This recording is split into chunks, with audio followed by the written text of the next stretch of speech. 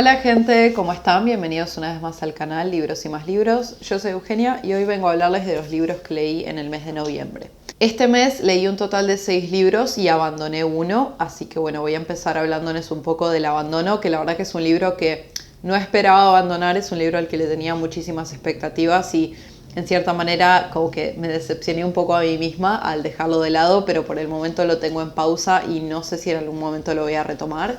Y se trata de Voces de Chernobyl, escrito por Svetlana Alexievich. Este libro, bueno, tuvo muchísima repercusión en su momento cuando salió y sobre todo porque la autora ganó el premio Nobel a causa de esta obra.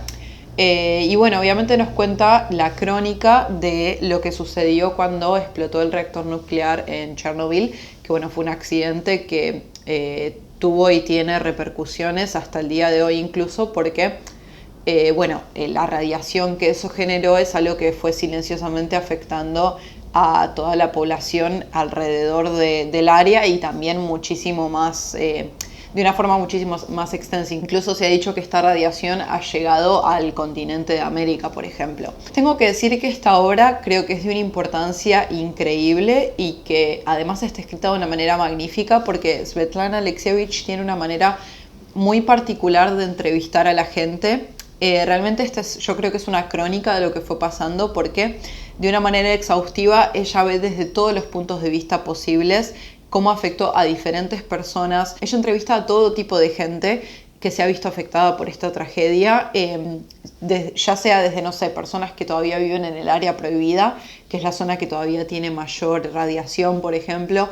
Entrevista a gente que fue ahí a destruir objetos, a evacuar a las personas, que fue ahí a matar a los animales que quedaban. Entrevista a un montón de gente, pero sobre todo a gente que no siente que es gente común, por así decirlo.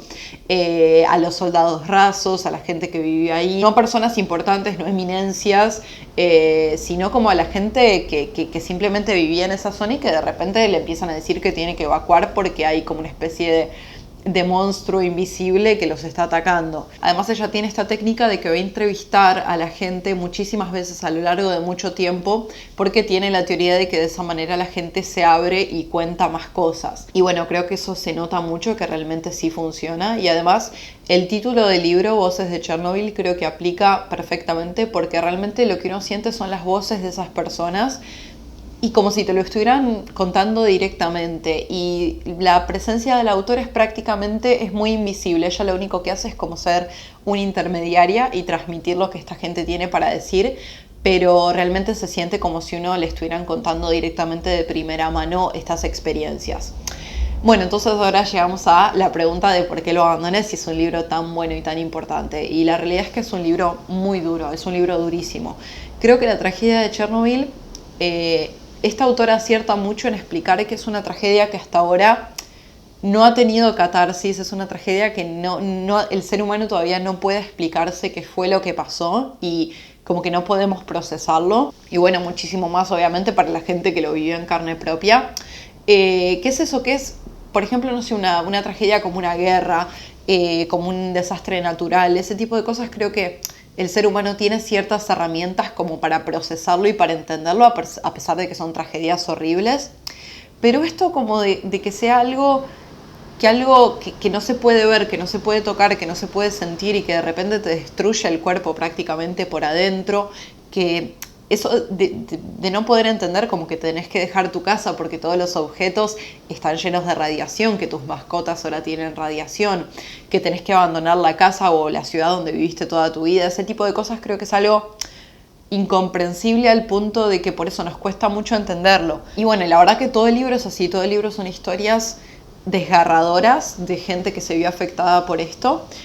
Una más desgarradora que la otra, pero creo que el punto de inflexión, el capítulo donde decidí dejarlo en pausa por el momento y prácticamente abandonarlo, por lo menos por ahora, fue el capítulo donde los liquidadores cuentan cómo iban a la zona afectada a liquidar, exterminar a las mascotas, a los animales que quedaban en el área, porque obviamente cargaban radiación y se podían, al ser incontrolables, al poder ir a cualquier otra ciudad, podían transmitir esa radiación con ellos.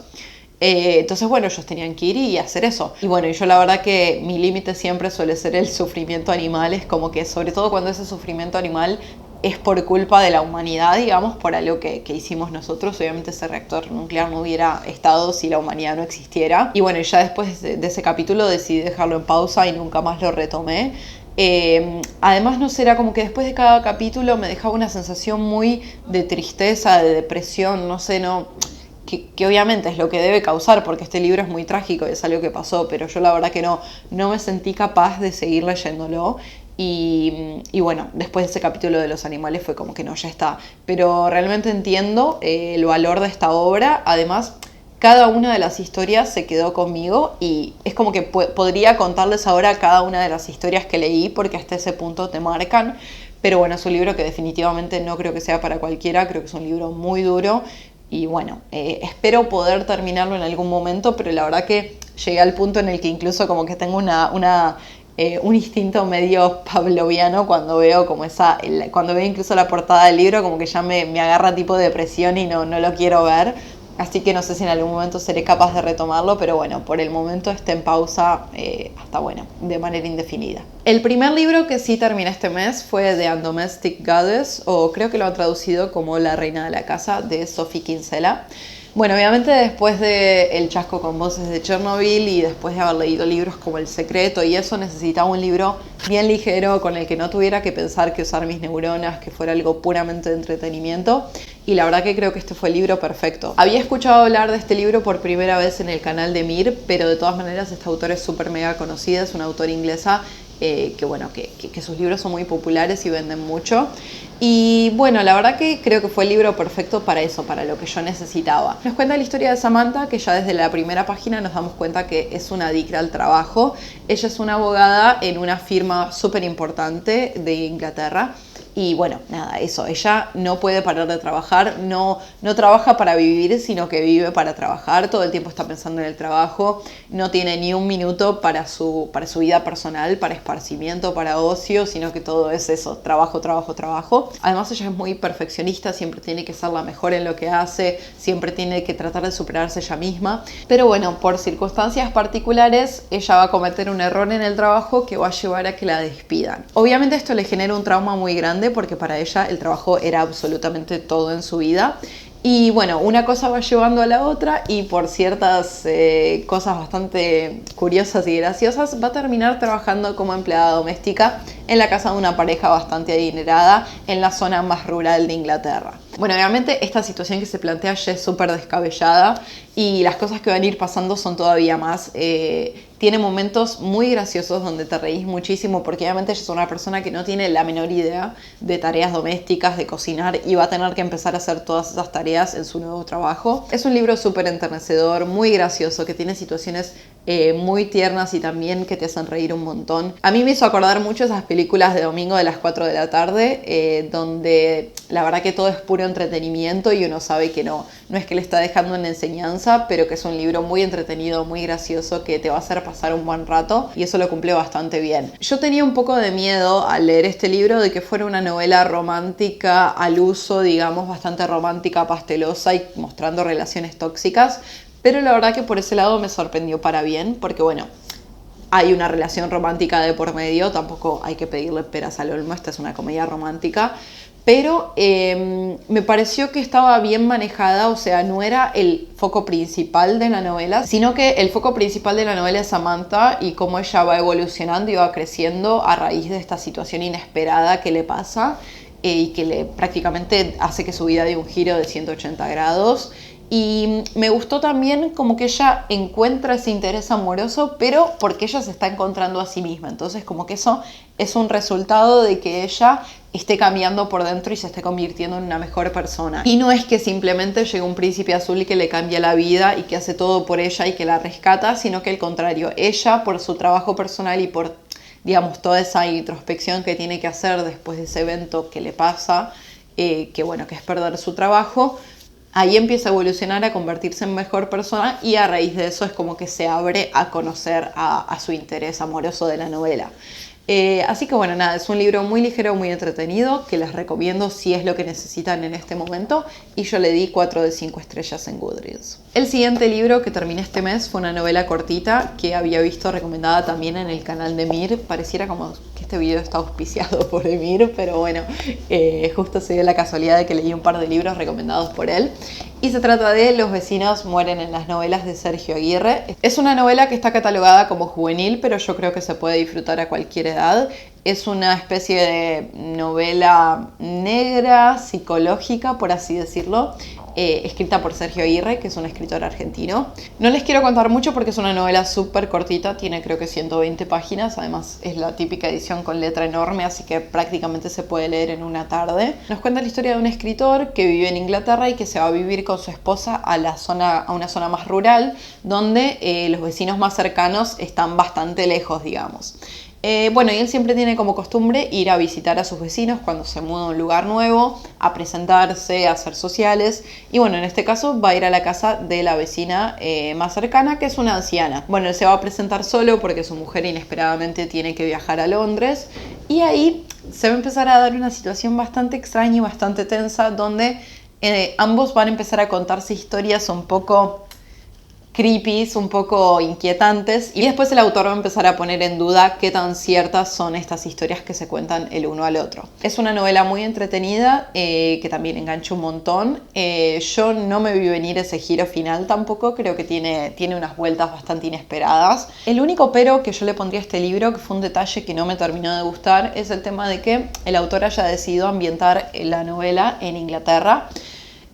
Porque no sé, me sonó un poco forzado, por ahí al ser un autor argentino. Creo que es una historia que perfectamente se podría haber contado en una zona rural de Argentina, o sea, no había nada en particular que hiciera que esa novela tuviera que ser contada en Europa, en el extranjero.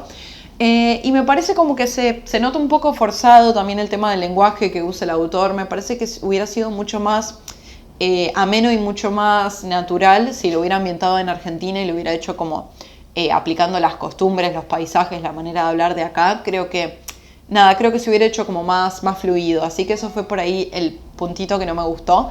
Y también que bueno, que es una novela que no es que me voló la cabeza, sí me entretuvo, me gustó, pero hasta ahí nomás. Definitivamente quiero seguir leyendo más del autor, creo que tiene varios de estos libros así como cortitos, y bueno, que se hacen entretenidos, pero que no demandan demasiado de parte del lector.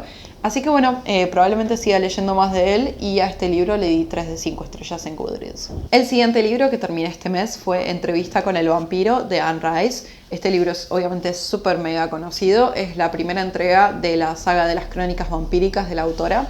Y bueno, yo tenía muchísimas ganas de leerlo, incluso me lo había propuesto como reto para el mes de octubre, para el mes del terror, pero no llegué. Y bueno, este libro nos cuenta la historia de Louis, que es un hombre de posición bastante acomodada, un poco de la aristocracia, creo que en el siglo XVIII, si no estoy diciendo mal, en Nueva Orleans. Su familia es propietaria de una plantación muy grande. Y bueno, él de repente se va a encontrar con un vampiro que se llama Lestat, que lo va a convertir a su vez a él también en vampiro. El eje principal, por lo menos el eje principal del principio de esta novela, va a ser un poco la tensión entre estos dos vampiros, entre Louis y Lestat, porque Lestat es un vampiro que se acepta él mismo como es, que es un monstruo, una criatura hecha para matar, que se alimenta de sangre humana y no tiene ningún problema, ningún remordimiento en hacerlo. En cambio, Louis es por ahí un vampiro como un poco más reflexivo, que se plantea un poco esto de qué le dé el derecho a él de tomar la vida humana. Se siente un poco como asqueado de sí mismo, de tener que matar para sobrevivir, pero a su vez tampoco tiene como el valor de terminar con su existencia, tampoco sabe muy bien cómo hacerlo. Entre estos dos como que se van a dar muchísimas tensiones, y Louis va a representar un poco esta figura del vampiro con conciencia, del vampiro que tiene remordimientos, del vampiro que todavía tiene un poco este sentimiento humano. Anne Rice fue un poco la precursora de esto, que después se explotó de maneras muchísimo peores, con Crepúsculo, por ejemplo, de este tema de vampiros que deciden no comer a seres humanos y cosas por el estilo. A ver, probablemente a mucha gente no le vaya a gustar mi opinión de este libro, porque es un libro que no me terminó de gustar, no me terminó de enganchar. A ver, me gustó mucho este tema de que esté contada la historia desde la perspectiva de los vampiros. Eso me encantó porque obviamente, bueno, me olvidé de decirlo, pero el libro es la entrevista con este vampiro Louis, que nos va a contar su vida. Esa parte de que esté contada desde el punto de vista del vampiro me gustó mucho y entiendo el valor de esta novela porque Anne Rice obviamente fue la primera prácticamente en mostrar el vampiro como algo humano y digamos como algo digno de entender su perspectiva, porque hasta ese momento el vampiro era como un monstruo que tenía que saciar su sed, que era el villano de todas las novelas de vampiros y ya está, o sea, no era necesario, digamos, construir demasiado al personaje o explicar sus motivaciones. O sea, entiendo, digamos, la importancia de esta novela, pero siento como que ya en este momento por ahí es algo que se ha explotado muchas veces, como les digo, en Crepúsculo y otras novelas, entonces por ahí ahora no tiene el mismo efecto que cuando esta novela salió en su momento, creo que fue en los años 80. Por otra parte, a mí se me hizo bastante insoportable el personaje de Luis, o sea, en el sentido de que en un principio me parecía lógico el tema este de que como que se viera conflictuado, pero llegó un momento que la verdad que estos monólogos de Luis quejándose de que no sabía la razón de su existencia y de qué sé yo, y que iba así por todos los siglos de los siglos, la verdad que se me hacía un poco pesado y un poco cansador, o sea, creo que hubiéramos entendido el concepto y la idea si no hubiera seguido esta idea durante toda la novela, que la verdad es bastante larga, tiene como 500 páginas o algo así. Aún así es una novela que me gustó mucho, pero bueno, yo soy Team Lestat toda la vida, o sea, amo a Lestat. Pero creo que esto es uno de esos raros casos donde me gustó muchísimo más la película que el libro. La película para mí, si le tuviera que dar la puntuación de Goodreads, sería un 5 de 5, o sea, me encantó. Creo que saca un poco por ahí esas partes que son más innecesarias de la novela y deja más las partes de acción, las partes interesantes, las partes como más que más enganchan. Además las actuaciones son impresionantes. Por ejemplo, Tom Cruise suele ser un actor que ni me va ni me viene, pero en esta película me encantó, o sea, la representación que hace del Lestat es como que, o sea, el Lestat es Tom Cruise, ya está, no hay discusión al respecto. La película me encantó, creo que es una síntesis perfecta del libro y por ahí esas partes donde el libro se vuelve un poco más pesado o que se vuelve demasiado extenso en algunas escenas, la película lo hace corto y conciso y aún así manteniendo la esencia del libro. Y nada, tiene unas escenas impresionantes, me gustó muchísimo, pero definitivamente tengo ganas de seguir leyendo esta saga. Además, la mayoría de las personas opina que el segundo libro, que creo que se llama Lestat el vampiro, todo el mundo dice que es mejor y bueno, a mí obviamente que me gustó mucho más, me pareció más interesante el personaje de Lestat, creo que me puede llegar a gustar, así que definitivamente voy a seguir leyéndolos. Pero bueno, este primer libro no me terminó de convencer al 100% y en algunas partes se me hizo bastante pesado de leer, así que le terminé dando un 3 de 5 estrellas. El siguiente libro que terminé este mes fue Un crimen dormido, escrito por Agatha Christie. Este libro tiene como protagonista a la investigadora Miss Marple, que es una anciana que le gusta resolver crímenes. Y nos cuenta la historia de una joven pareja, que son Gwenda y Giles, que ellos han nacido en Nueva Zelanda, pero se mudan de vuelta a Inglaterra. Después de casarse para tratar de encontrar una casa y como empezar su vida allá. Lo que va a pasar es que por pura coincidencia se van a instalar y van a comprar una casa donde Gwenda, sin saberlo, había vivido cuando era muy chiquita. Al vivir en esta casa se le van a ir despertando ciertos recuerdos de su niñez y de los momentos que ella pasó en esa casa, hasta empezar a darse cuenta de que probablemente ella haya sido testigo de un crimen y que en su momento a su corta edad no se dio cuenta de ello. Miss Marple se va a interesar en este caso y va a comenzar como a ayudar a esta pareja a dilucidar un poco qué fue lo que pasó prácticamente 18 años atrás. Este libro me gustó mucho, como casi todos los de Agatha Christie, pero este en particular me gustó por la pareja principal de Gwenda y Giles, que me parecían un dúo, la verdad, muy tierno, muy gracioso, no sé, eran como muy... no sé, eso, eran muy tiernos juntos y me gustó cómo hacían este tema de la investigación. Y me gustó sobre todo cómo Miss Marple en este libro no toma un 100% del protagonismo de la investigación, sino que ella, con sus maneras tan sutiles y que no te das cuenta, va guiando a la pareja principal hacia, digamos, por el lado correcto, les va dando empujoncitos como para que avance la investigación, pero la verdad que Gwenda y Giles tienen mucho protagonismo también en que se resuelve el caso. Como todas las novelas de Agatha Christie, se hace muy amena, muy ligera, sencilla de leer, muy entretenida, que se puede leer prácticamente en 2 días porque siempre son novelas muy cortitas. Uno nunca se ve venir el final, como de costumbre, Y bueno, eso entretiene mucho y yo le di un 4 de 5 estrellas en Goodreads. El siguiente libro que terminé este mes fue la antología de relatos Las cosas que perdimos en el fuego, escrito por la autora argentina Mariana Enríquez. Es uno de los libros que yo me había propuesto leer este año en mi reto de libros que iba a leer en el 2018 y la verdad que es una antología que me gustó muchísimo. Me gusta cómo la autora usa elementos de la vida cotidiana o lugares o situaciones comunes, sobre todo para las personas que viven en Argentina. Usa lugares conocidos de Buenos Aires, de algunas provincias, o sea, situaciones y lugares donde uno se puede situar realmente y transforma esas situaciones o lugares cotidianos en cosas que pueden guardar horrores infinitos y nada, situaciones realmente horripilantes que uno no se imagina que podrían suceder prácticamente a la vuelta de la esquina. Me gusta mucho esa manera de escribir de la autora, cruda, directa, a veces incluso llega a ser bastante...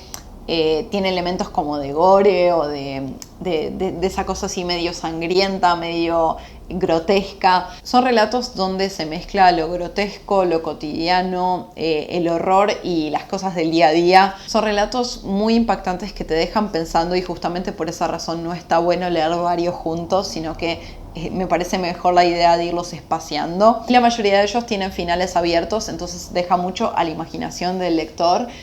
Para imaginarte qué fue lo que pasó después o cómo fue que se originó esa historia. Creo que todos los relatos son muy buenos, pero como en cualquier antología, algunos son un poquito más flojos que otros, así que para redondearle terminé dando 4 de 5 estrellas en Goodreads. Y me gustaría comentarles cuáles fueron mis relatos preferidos. El primero, El chico sucio, me encantó, La casa de Adela también. Tela de araña me gustó muchísimo, me dejó muy intrigada.